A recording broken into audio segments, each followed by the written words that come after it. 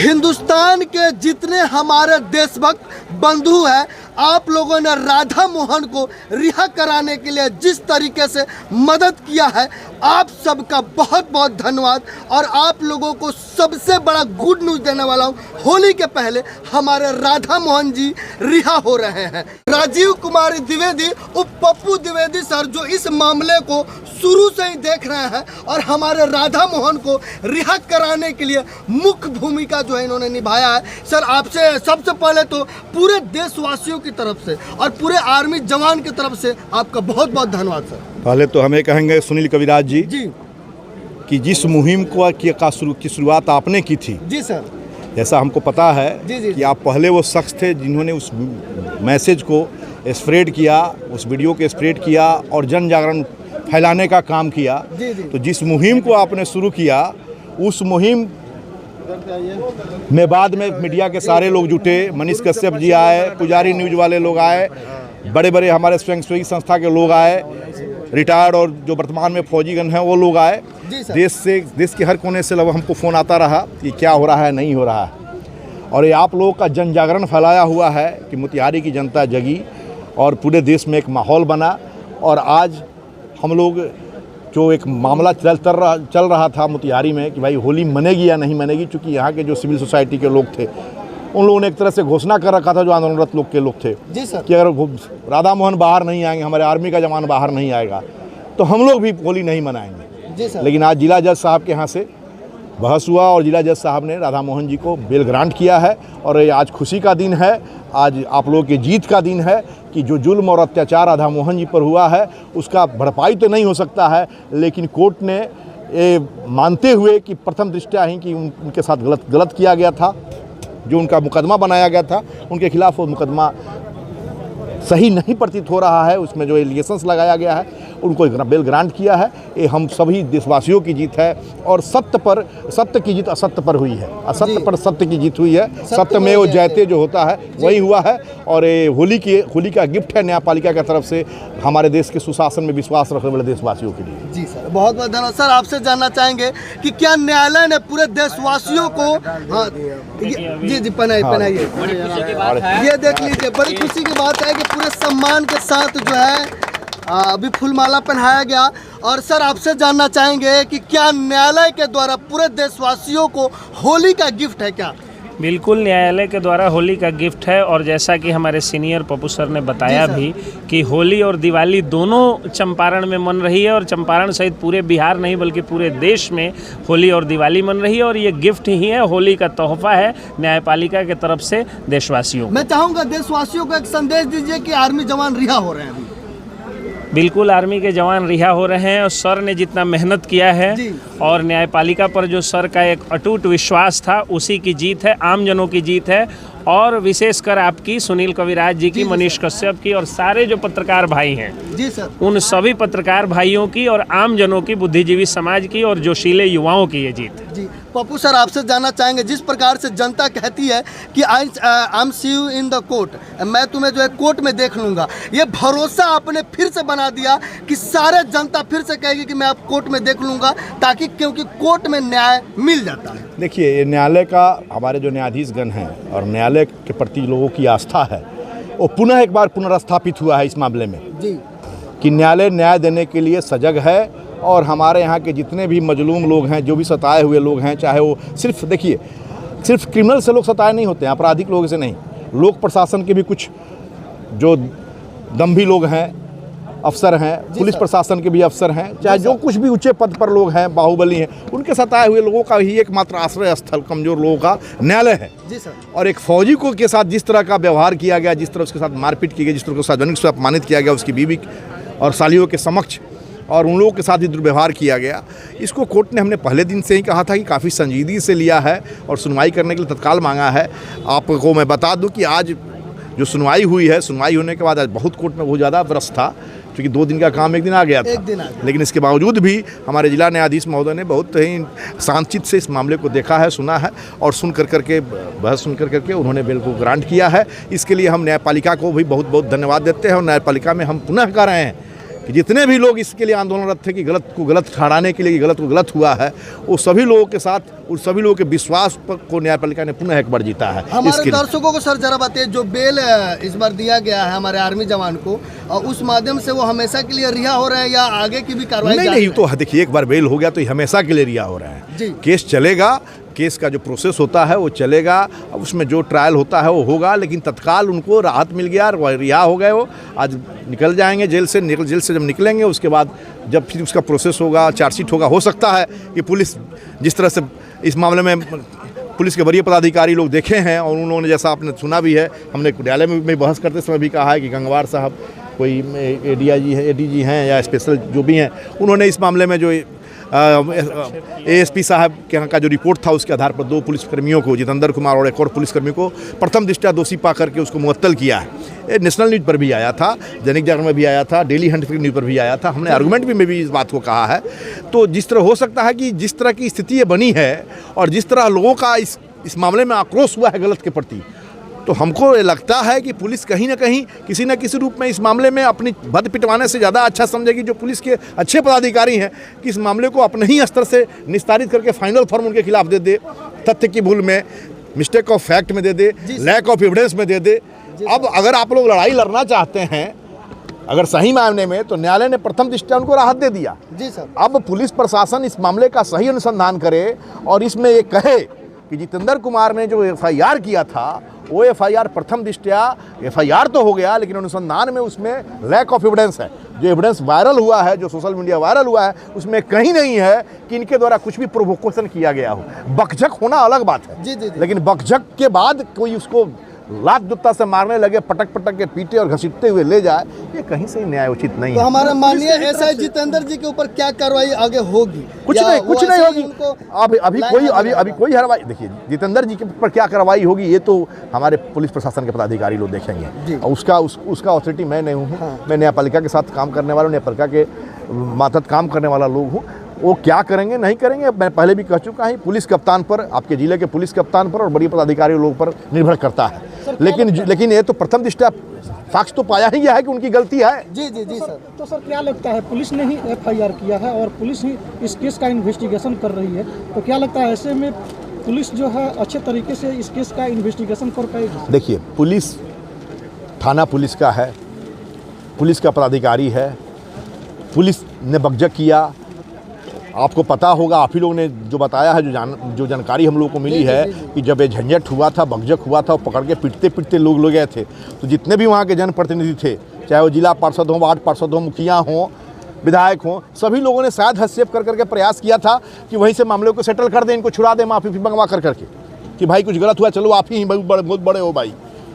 लेकिन जितेंद्र जी शायद अड़ गए थे कि नहीं, इस पे एफआईआर होगा ही होगा। ले लिया था उन्होंने अपने इमेज पर ले लिया था और उन्होंने अपने प्रतिष्ठा का विषय बना लिया था कि नहीं हम इसको पीटे हैं तो इसको केस करेंगे ही करेंगे। या वो ये भय में थे कि उन्होंने गलत किया, हम छोड़ देंगे तो हो सकता है कल हम पर कोई प्राथमिकी न दर्ज हो जाए, हम पर कोई कंप्लेंट नहीं दाखिल कर दिया जाए, इसलिए गलत एफआईआर ड्रॉ किया गया।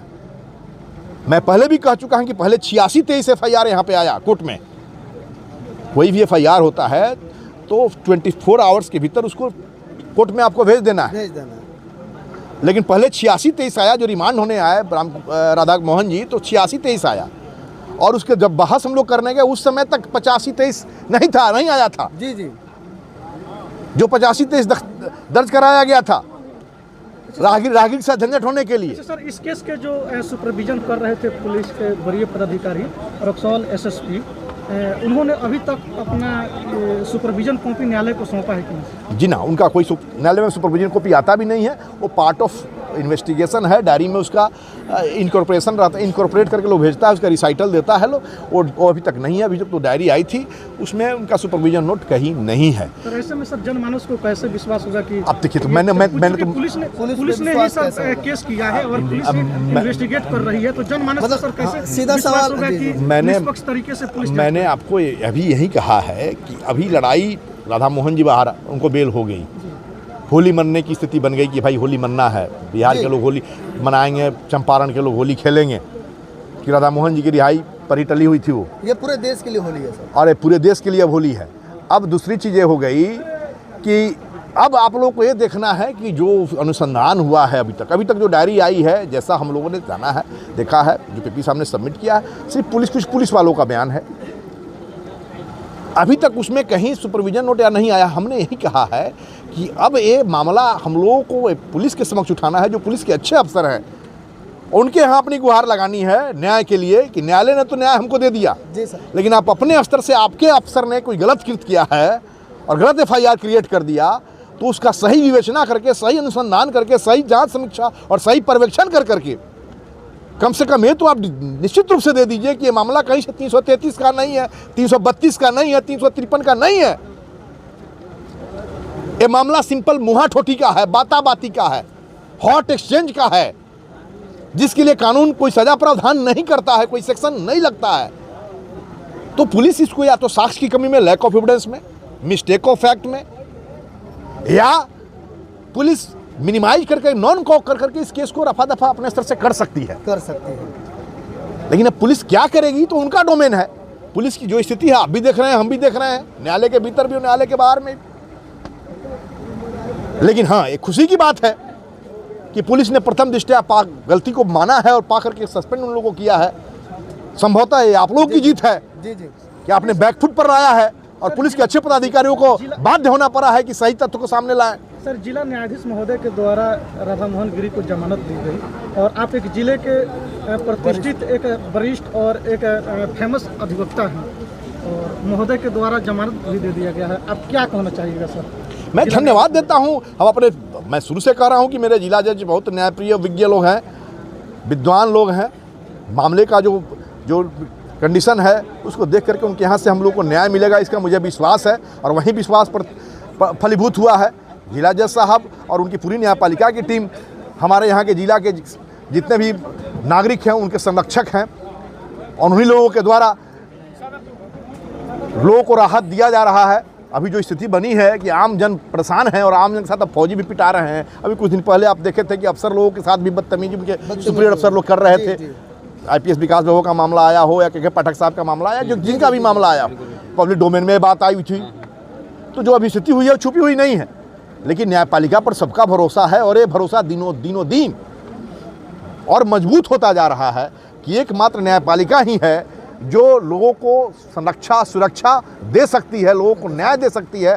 पुलिसिया जुल्म हो, अपराधी के द्वारा किया गया जुल्म हो, लोक प्रशासन के पदाधिकारी के द्वारा जुल्म किया गया, किसी बाहुबली के द्वारा किया गया जुल्म हो, विधायिका के किसी पदाधिकारी के द्वारा या किसी विधायक और सांसद सदस्य के द्वारा किया गया जुल्म हो, सबके के खिलाफ और सबके विरुद्ध न्याय देने के लिए हमारे यहाँ के न्याय प्रशासन के लोग बैठे हुए हैं, जो कमज़ोर को संरक्षण देते हैं और मजलूमों को त्राण देने का काम करते हैं। अंतिम सवाल सर, करप्ट अधिकारियों को क्या संदेश देना चाहेंगे? देखिए, हम तो पहले भी कहे कि जो हमारे यहाँ जो बहाली प्रक्रिया है, कौन करप्ट है या नहीं करप्ट है मैं नहीं कह सकता। करप्ट होना, देखिए, करप्ट होना और अपने अधिकार क्षेत्र से बाहर जाके काम करना दोनों दो चीज़ है। दोनों दो चीज़ है। दबंगई दिखा करके किसी को मारना, पिटना, अपना जो अधिकार क्षेत्र है उसके एक्सेस से बाहर जाकर के कुछ करना, वो अलग चीज़ है। करप्ट होना, करप्ट का मतलब बहुत तरीके होता है। चारित्रिक करप्शन है, इकोनॉमिकल करप्शन है, ब्राइब वाला करप्शन है।